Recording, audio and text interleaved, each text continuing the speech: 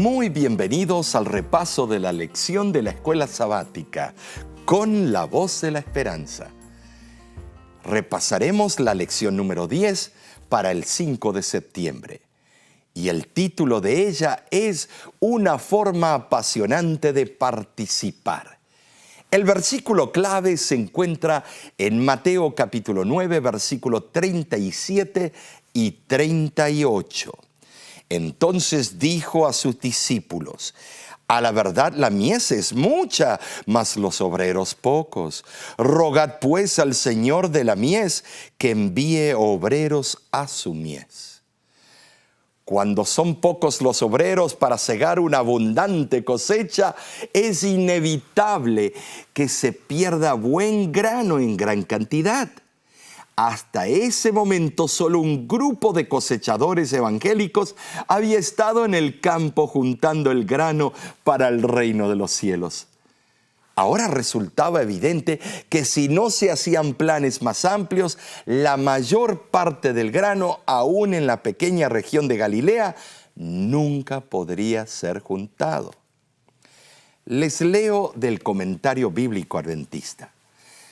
La oración no tiene el propósito principal de informar a Dios de lo que de otro modo no sabría, ni de insistir con Él para que haga lo que de otro modo no haría, sino de condicionar nuestro corazón y nuestra mente para que podamos cooperar con Él. Sin duda, Cristo dirigió a sus discípulos en oración para destacar esta urgente necesidad, ahora sentida claramente por todos los miembros del grupo. Debían orar y después salir con fe para cooperar con Dios a fin de responder a sus propias oraciones. Tremendo. Les quiero contar un caso que me ocurriera en el norte de Nueva York. Fue mi primera iglesia cuando comencé mi ministerio. Empezamos con mi esposa mi ministerio en el distrito de Peekskill, New York. Después se añadió la iglesia de Pearl River y un pequeño grupo de habla hispana. Cuando entramos, el presidente de la conferencia o asociación me dice, bueno, el que fue pastor de dicha iglesia se llamaba el pastor Kenneckley, que fuera una vez la mano derecha del gran evangelista Billy Graham y se convirtió. Y pregunto, ¿pero cómo fue eso? ¿Cómo puede ser que un hombre con esa posición, magna posición, en The Billy Graham Crusade, el que marcaba las estrategias de las campañas en los estadios de béisbol, como el de los Yankees, como allá en Brasil en el Maracaná, que fue una de las grandes campañas, o en el Estadio Azteca en México? Encontramos nosotros entonces una sorpresa con mi esposa. Resulta que este hombre un día lo invita Billy Graham a su estudio, a donde está su biblioteca de los mejores libros, de los mejores teólogos del mundo. Y él dice, ven para aquí. Y cuando él va, él ve un montón de libros de tapas rojas. Yo pude verificar este hecho con el mismo pastor. Y entonces agarra él y ve todos esos libros de tapas rojas en la biblioteca de Billy Graham, en su propia casa. Y le pregunta, ¿de quiénes son esos libros? Es una serie. Ah, sí, este es los libros de los adventistas. La autora, tú sabes, ellos la llaman profetisa o mensajera del Señor, Elena G. de White. Lo compré todos porque hay material valioso, especialmente en estos libros. El deseado de todas las gentes, El camino a Cristo, Palabras de vida del Gran Maestro y Hechos de los Apóstoles. Tremendo, tremendo lo que dice allí. Uso mucho de esos materiales en mis sermones. Además de eso, agarra y le dice, pero mira, te llamé por una razón. Los adventistas no saben de verdad lo que tienen en su mano. Hay varios libros sobre evangelismo, obreros evangélicos, el servicio cristiano. Él se sabía todas, lo había leído. Billy Graham estamos hablando. Y el libro de evangelismo. Pero quiero que tú leas estos libros sobre la ganancia de almas y preferible también el libro Servicio Cristiano. Que lo leas bien y saques una estrategia para las megas campañas de ahora en adelante en los grandes estadios deportivos. Entonces tú vas a vas a hacer una estrategia y me la vas a presentar y a todo el consistorio, a toda la junta de Billy Graham Crusade. El hombre se pasó leyendo esos libros, además de leer El conflicto de los siglos y otros más. Y de ahí sacó el plan hasta el día de su muerte, Billy Graham, de 2 en 2 y de grupos pequeños en preparación de sus megas campañas. Billy Graham, cuando él dijo, los adventistas no saben lo que tienen en estos libros, pero eso no es todo. Cuando nosotros tomamos el distrito de Pittsfield, Nueva York, habla inglesa, mi esposa y yo nos dimos cuenta que el que fue pastor de esa iglesia fue ese ayudante, la mano derecha de Billy Graham, el caso que acabo de contarles. Así que él llegó a ser pastor adventista. Entonces le preguntamos, ¿y cómo llegaste a ser adventista? Y él dice, porque no me quedé solo con el libro de evangelismo, Servicio Cristiano, Obreros Evangélicos. No, ¿sabes lo que hice? Leí El conflicto de los siglos de la gran ramera y las hijas de la gran ramera.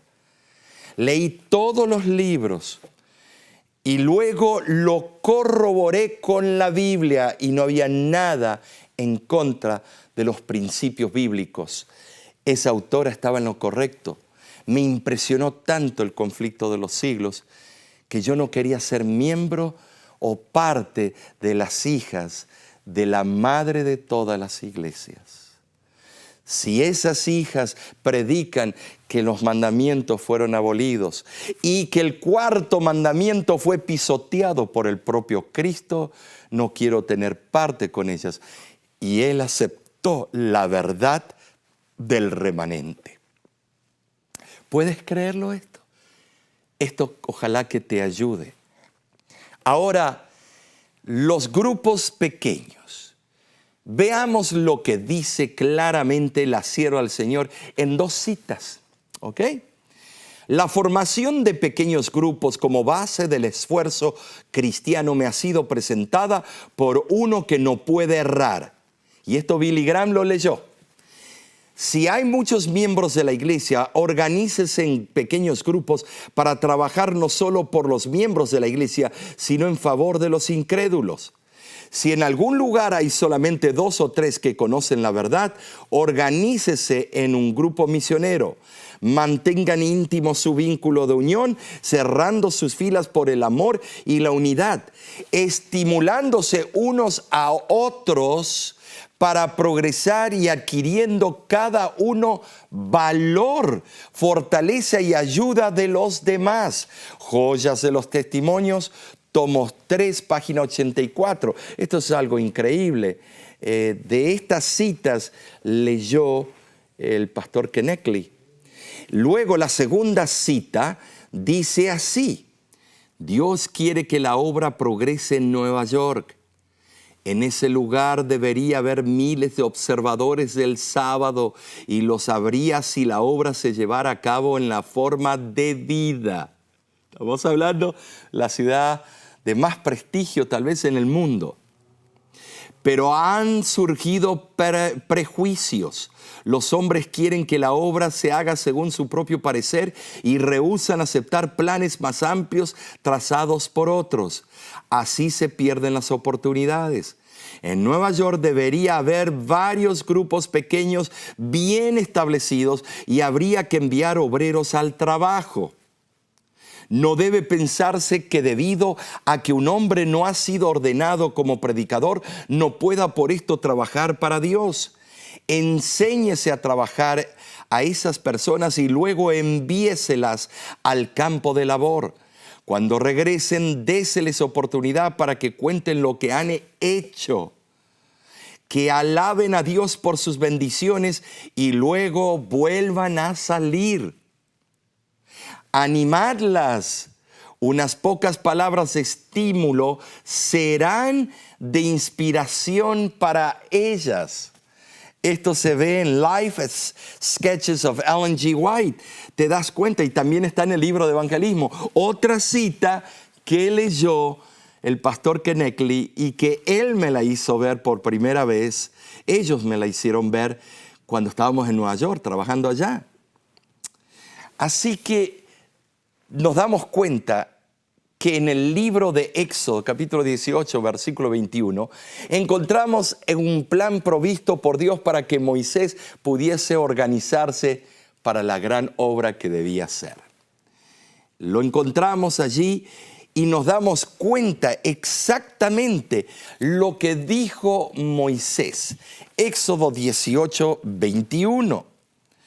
Además, escoge tú de entre todo el pueblo varones de virtud, temerosos de Dios, varones de verdad, que aborrezcan la avaricia, y ponlos sobre el pueblo por jefes de millares, de centenas, de 50 y de 10. A cada persona en el campamento de Israel se la integró en un grupo de 10, dirigido por un líder piadoso. No sin pecado, porque todos tenemos pecado. Romanos capítulo 3 lo dice, no hay justo ni aun uno, pero somos pecadores militantes que aceptamos lo que somos y vivimos bajo la gracia preciosa de nuestro Creador. Estos grupos pequeños eran un lugar para resolver problemas, pero también eran mucho más. Eran lugares de comunión donde se podían prevenir problemas y cultivar la vida espiritual. Te voy a decir algo, no eran lugares para el chisme, el mitote, como he dicho anteriormente, la lengüitis. Era un lugar para que sirva de filtro. Te digo algo, que si tenemos grupos pequeños, saludables, la iglesia no va a sufrir de tantos problemas de disciplina. En vez de estar todo el tiempo, cada semana reunido en la junta de iglesia para disciplinar o ver qué hizo este o fulano o mengano, si estamos ocupados en la misión, no nos vamos a preocupar tanto en esos pormenores. Pero porque no estamos ocupados en la misión, tenemos que estar ocupados en algo. Así que tenemos que ver quién va a barrer el martes o el miércoles o el jueves, o quién va a limpiar los excusados, o quién va a traer la lasaña el sábado que viene. No, señores, tengamos grupos pequeños y ellos van a servir de filtros y lugares donde se va a anclar la institución de las familias en la roca eterna que es Cristo Jesús. Es notable que los expertos en grupos pequeños nos aconsejen que el grupo pequeño debe consistir entre 6 a 12 integrantes, que no se haga muy grande. Si se hace más grande, habrá otro. ¿Usted de dónde cree que ellos sacaron estas ideas? ¿Es tal vez de algún filósofo cristiano? No. Vemos en este mismo concepto en la vida de Cristo cuando eligió 12 discípulos. ¿Por qué Cristo no eligió 13, 14, 15, 16? Déjame explicarte por qué Cristo formó el primer grupo pequeño. Había una costumbre, de acuerdo al Talmud, al Mishnah, al Midrash, a lo que sea de la tradición judía, cuenta que así es como se hacían las cosas en el tiempo de Jesús. Se tomaban los niños alrededor de 5 años, de 5 a 12 años, se les pedía que aprendan de memoria el Pentateuco, los primeros 5 libros de la Biblia. De memoria, Ese niño luego era llevado al templo para ser dedicado, principalmente el primogénito. Compadecía delante de un panel de expertos, rectores de escuelas, maestros, rabonis. Entonces ahora era el tiempo de reclutar las mejores mentes de Israel. le hacían preguntas sobre los libros de la ley y el niño tenía que responder.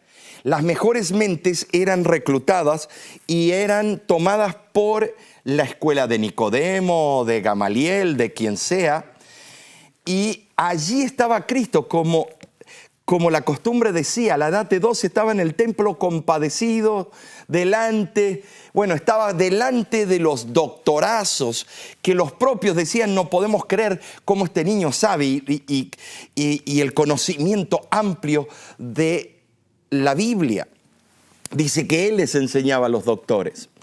Entonces, luego, a la edad de entre los 18 y 21 años, volvía a tener un examen, ahora delante de ese cuerpo rabínico, para examinarlo sobre todos los otros libros del Antiguo Testamento. Profetas mayores, profetas menores, crónicas, salmos y cantos. Entonces, si el muchacho pasaba, ahora era despojado de su vestimenta, se le vestía con la vestimenta del maestro. Generalmente ese maestro tenía alrededor de 12 discípulos o 12 estudiantes. Y ellos lo llamaban maestro. ¿Por qué Cristo a la edad de 30, que es cuando empezó su ordenación al ministerio, para ser miembro del Sanedrín tenías que por lo menos tener 30 o más? No es casualidad que Cristo empieza a los 30. No es casualidad que junta 12 discípulos y hace un grupo pequeño para luego invadir al mundo entero con el evangelio del reino de Dios. Entonces, a la edad de 30, el joven que ya había aprendido del maestro, como Hillel, Gamaliel, Pablo fue de Gamaliel que aprendió.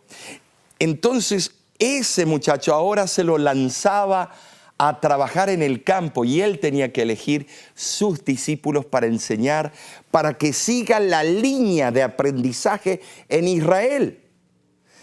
A la edad de 30, entonces él buscó a 12 discípulos, señores. Comienza con el concepto de grupo pequeño.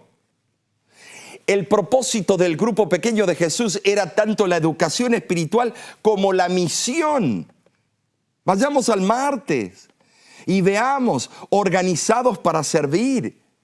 En 1 Corintios capítulo 12, versículo 12 al 25, nos expone a la iglesia cristiana primitiva trabajando en grupos pequeños.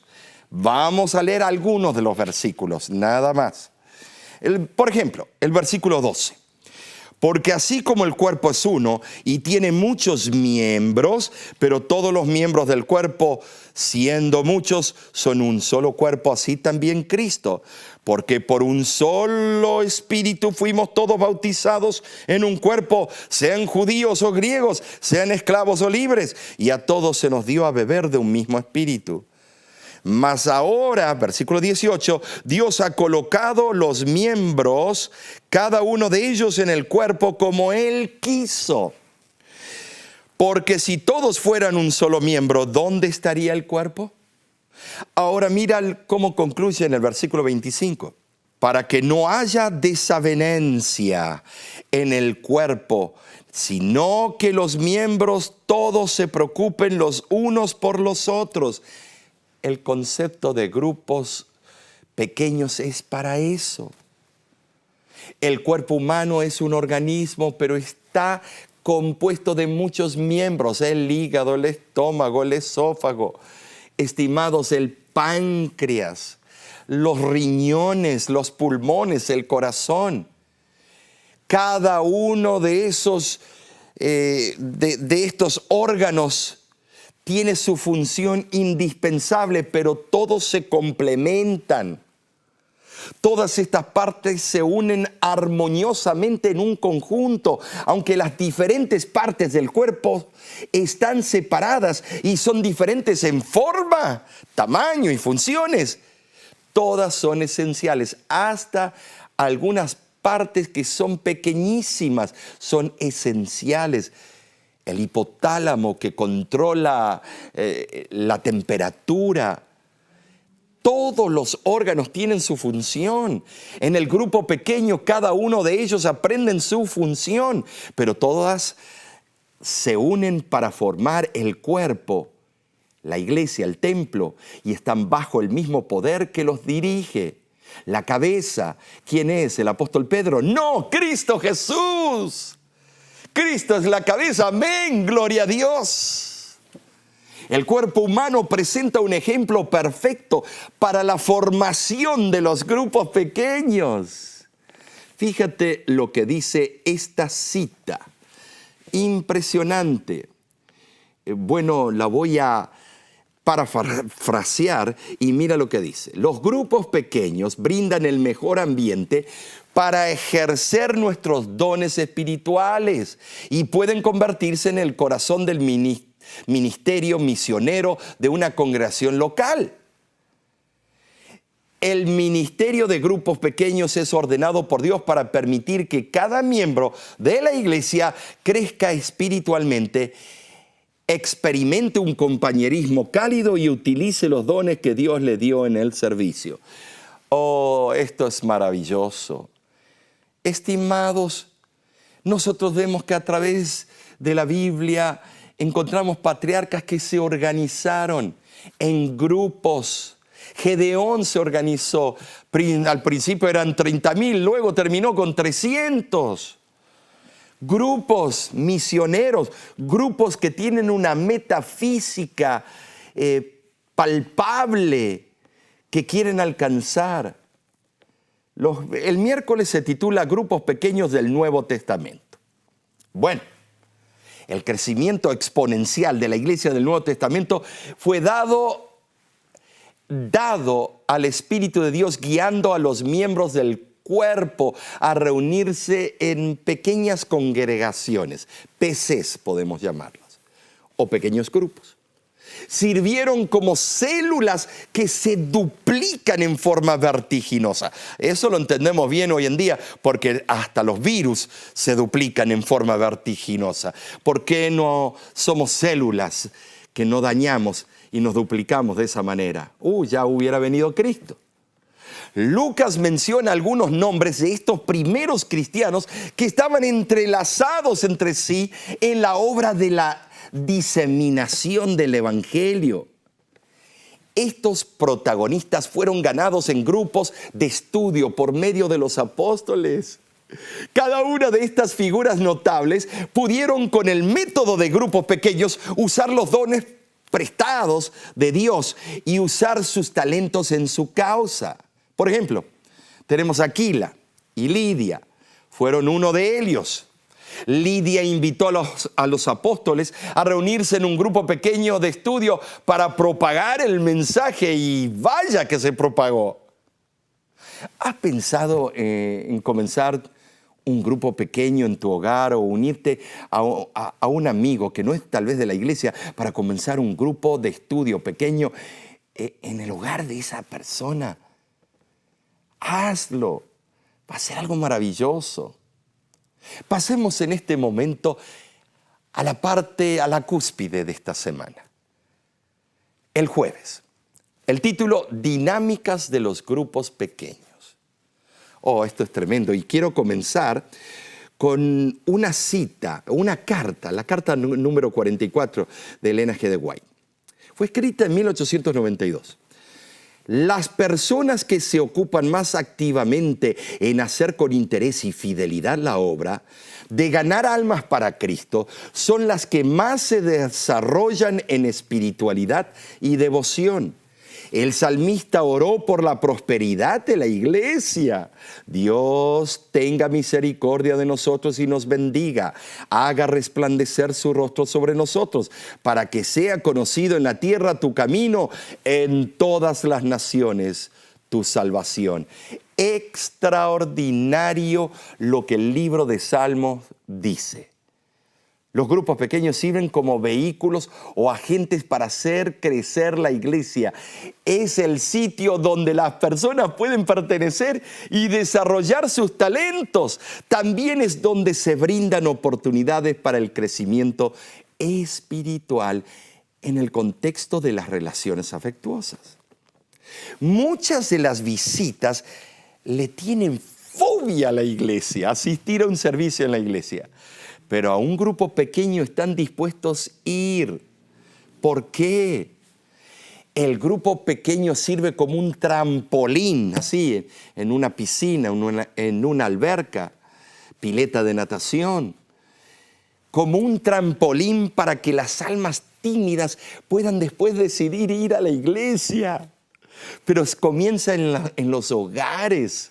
Se rompen las barreras y se derriten los témpanos de hielo.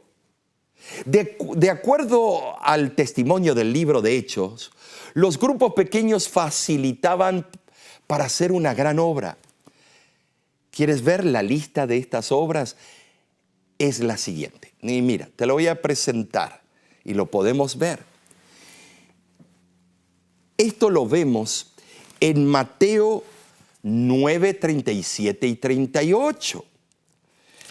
Y luego te presento la lista. Fíjate lo que dice. Entonces dijo a sus discípulos: a la verdad la mies es mucha, mas los obreros pocos. Rogad pues al Señor de la mies que envíe obreros a su mies. Veamos ahora los diferentes puntos que son importantísimos. La lista de estas obras que el grupo pequeño va a cumplir. Fíjate, número 1, interceder por las almas.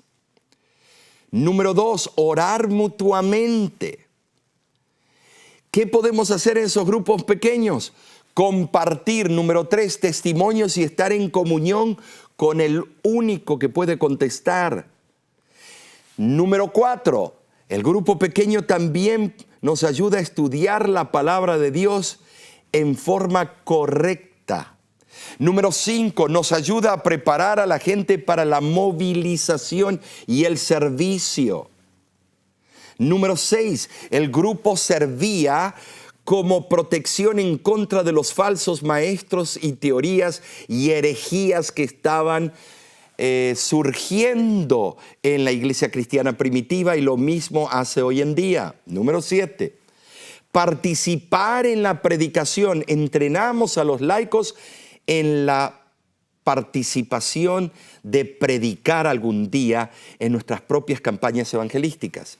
Y número 8, recibimos el Espíritu Santo antes de llegar a la iglesia, ya en el grupo pequeño. Extraordinario es esto. Ahora, ¿qué dice tu corazón sobre esto? ¿Aceptas tú la urgencia de pertenecer a un grupo pequeño, de hacer un grupo pequeño, de elaborar una estrategia alrededor de tu barrio para ganar almas para Cristo?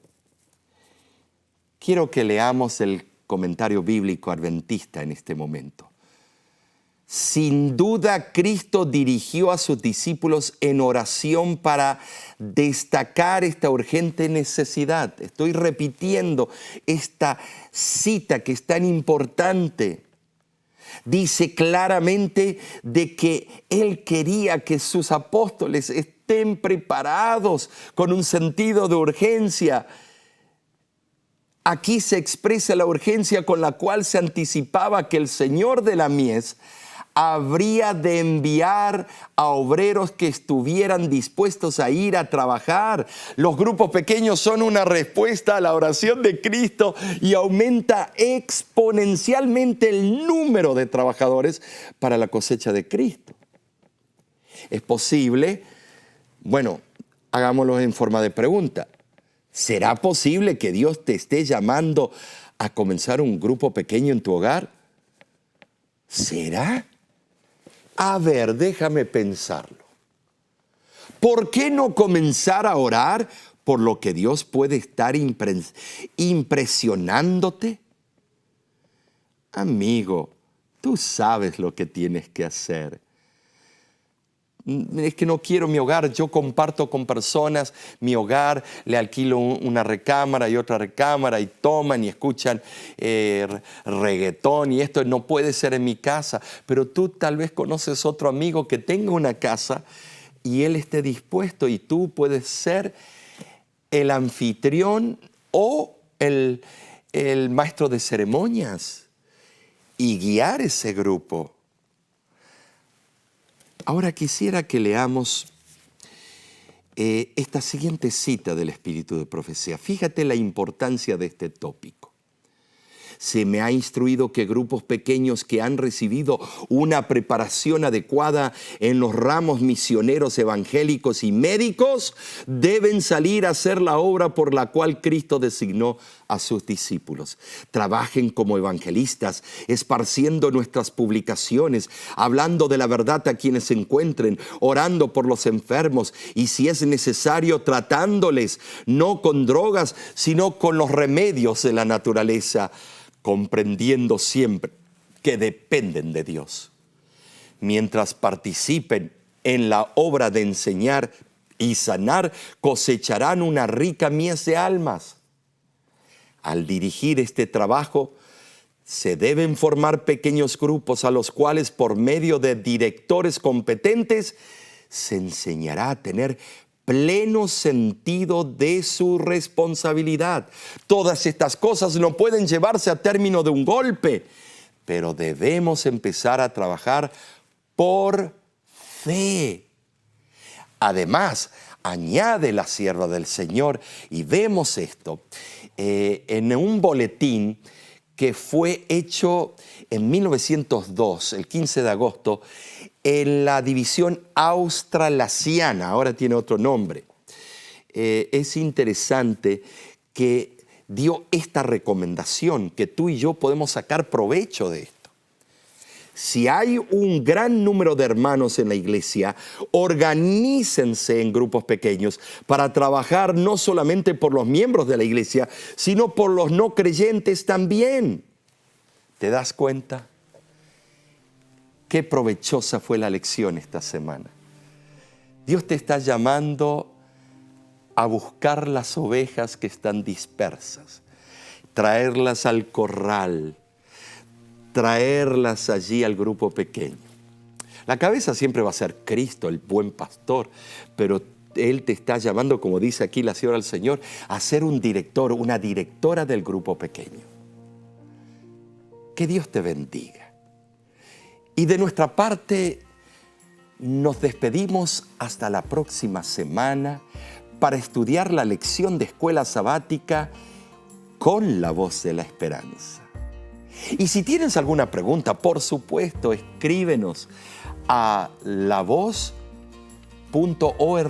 o baja nuestra aplicación y encontrarás también muy surtido de materiales que puedes usar en la escuela sabática, campañas evangelísticas y para ministrar por las almas.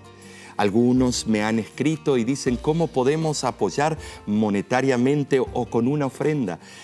Eso es fácil. Nada más ve a lavoz.org o baja nuestra aplicación y sigue los pasos. De nuestra parte, te apreciamos mucho.